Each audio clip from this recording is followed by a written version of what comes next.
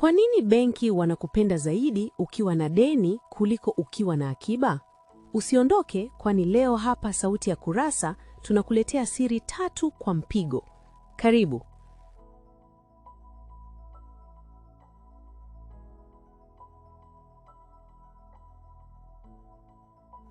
Moja, siri ya interest spread. Unacholipwa versus wanachopata. Hebu fikiria hili. Unaweka shilingi milioni 1 kwenye akaunti yako ya akiba. Benki inakuahidi riba ya 3% kwa mwaka. Hiyo inamaanisha baada ya mwaka mzima utapokea shilingi 30,000 tu unayopata baada ya mwaka mzima. Lakini sasa fikiria mtu mwingine anakuja kukopa milioni 1 kutoka benki hiyo. Benki inampa mkopaji sharti la kulipa riba ya 18% kwa mwaka. Hii ni shilingi 180,000 kwa mwaka. Angalia tofauti hii. 180,000 wanayopata wa shilingi 30,000 wanayokupa wewe, hii inatupa shilingi 150,000.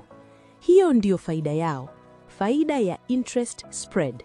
Hiyo ndiyo math ya siri ambayo benki hazitaki uione waziwazi. Kwa kila shilingi 1 unayoweka, wanapata shilingi 1.5 zaidi, huku wakikuonyesha tu sehemu ndogo ya faida hiyo. Interest spread hii ndiyo inafanya benki kuwa tajiri. Hata kama unahisi unapata kitu kidogo kwenye savings yako, benki inaendelea kupata faida kubwa kwa kila mkopo wanayotoa. Hii ndiyo siri yao. Wanakupa 3%, wanapata 18%, na tofauti inachangia mafanikio yao makubwa. Kwa kweli, hii ni sababu kwa nini mara nyingi akiba yako haionekani kuwa kubwa, lakini benki inaendelea kukua. Interest spread ni msingi wa biashara ya benki. Na ndio maana ukiwa na madeni, wao wanakupenda zaidi. Benki hupata faida kubwa zaidi kwa wakopaji kuliko wale wenye akiba. Kwa maneno mengine, mteja anayekopa mara nyingi ndiye mteja anayetakiwa kwao. Kila mkopo unaolipwa kwa riba kubwa ni faida yao. Kila unapolipa shilingi kidogo kila mwezi, wanapata shilingi nyingi zaidi kuliko walizotoa kwako kwenye akiba. Benki zinajua hili vizuri. Mtu anayekopa mara kwa mara na kulipa kwa wakati ni chanzo thabiti cha faida. Wale wenye akiba wapo tu, lakini hawaleti faida kubwa. Kwa hiyo ukiwa na deni kwa namna isiyo ya moja kwa moja, benki wanakupenda zaidi kwa sababu unaleta faida kubwa zaidi kwenye meza yao. Pili, data zako za kifedha zinauzwa kisheria. Unafungua akaunti ya benki, unaleta taarifa zako binafsi, jina, namba ya simu, barua pepe na hata historia yako ya fedha. Unaona kama ni siri zako, sivyo? Lakini ukweli ni huu. Data yako ya kifedha inaweza kuuzwa kisheria. Benki na taasisi za kifedha zinakusanya taarifa zako, na mara nyingi zinauza au kushirikisha data hizi na kampuni nyingine. Hii inaweza kuwa kwa ajili ya masoko, utafiti wa soko, au hata kukagua hatari ya mikopo. Hiyo unayoiona kama promo za bidhaa au huduma ni matokeo ya data yako iliyopangwa kwa uangalifu. Fikiria mfano huu. Kampuni fulani inataka kujua ni nani anaweza kukopa mkopo mkubwa au ni nani ana uwezo wa kununua bidhaa za gharama kubwa. Wanapata data kutoka benki, wakapata profile ya kila mtu, mapato, historia ya malipo, hata tabia za matumizi. Kisha wanatumia data hiyo kubaini nani wa kulenga kwa matangazo, mail au simu. Unauzwa kwenye soko la data, lakini kisheria. Lakini si wote wanaojua hili. Watu wengi wanafikiri data zao za kifedha ni siri isiyogusika. Ukweli ni kwamba mfumo wa kifedha umetengenezwa kwa namna ya kufanya data yako kuwa rasilimali. Benki zinapata faida kubwa, kampuni za masoko zinapata leads, na wewe unapokea matangazo yasiyoisha. Kwa kifupi, kila kitambulisho cha kifedha, kila kadi ya malipo na kila historia ya mkopo inaweza kuuzwa na kisheria bila wewe kujua. Namba 3, VIP banking, huduma za siri za matajiri. VIP banking si tu akaunti ya kawaida ya benki.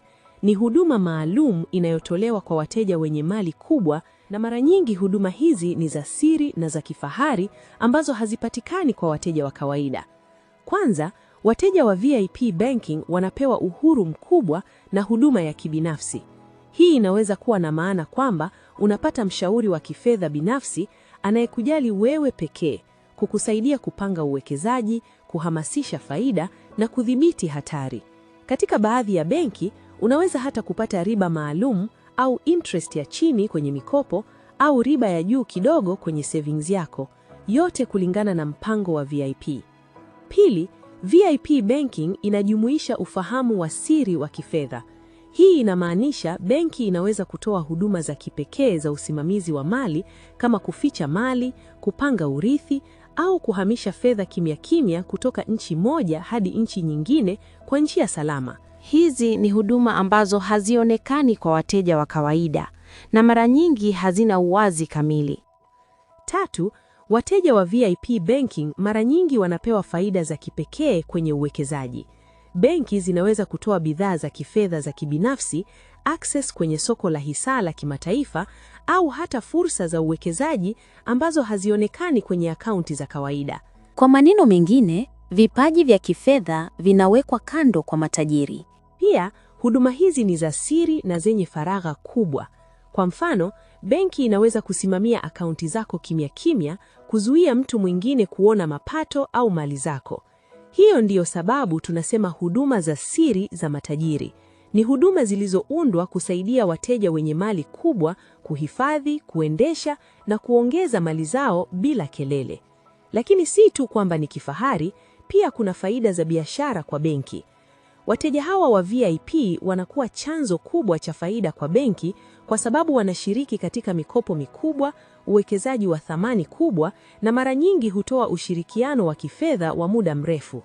Benki zinapenda wateja hawa kwa sababu faida kutoka kwao ni kubwa kuliko wateja wa kawaida.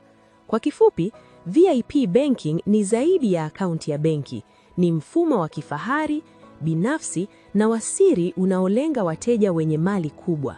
Huduma hizi zinahusiana na ushauri binafsi, uwekezaji maalum, usimamizi wa mali kimya kimya na faragha ya kifahari. Hiyo ndiyo sababu matajiri wanapenda kutumia huduma hizi kwa sababu wanapata uhuru, siri na faida kubwa, huku benki zikipata faida kubwa pia. Jinsi VIP banking inavyoathiri interest spread. Wateja wa VIP hupunguza interest spread ya benki kwa upande wao kwa sababu benki inawatoza riba ndogo kwenye mikopo na kuwalipa riba kubwa kwenye akiba. Kwa nini benki zinakubali hili? Mtaji thabiti, sticky capital. Pesa za matajiri ni nyingi na hazitolewi ghafla. Hii huipa benki uhakika wa mtaji wa kukopesha. Faida nyingine, fee income. Benki hupata ada kubwa kutokana na usimamizi wa mali, wealth management fees, na kuwauzia huduma za bima na uwekezaji. Kupunguza hatari. Wateja matajiri kwa kawaida huwa na hatari ndogo ya kukosa kulipa mikopo na hivyo kupunguza gharama za mikopo mbaya, loan provisions. Kwa kifupi, VIP banking ni mfumo ambao benki huwekeza katika uhusiano na wateja wachache wenye uwezo ili kupata mtaji thabiti na mapato ya juu kutoka kwa ada za usimamizi wa mali badala ya kutegemea sana interest spread peke yake. Kama hii imekushangaza, acha nimeelewa au nifundishe zaidi kwenye comments, na usisahau kusubscribe, kulike na kushare.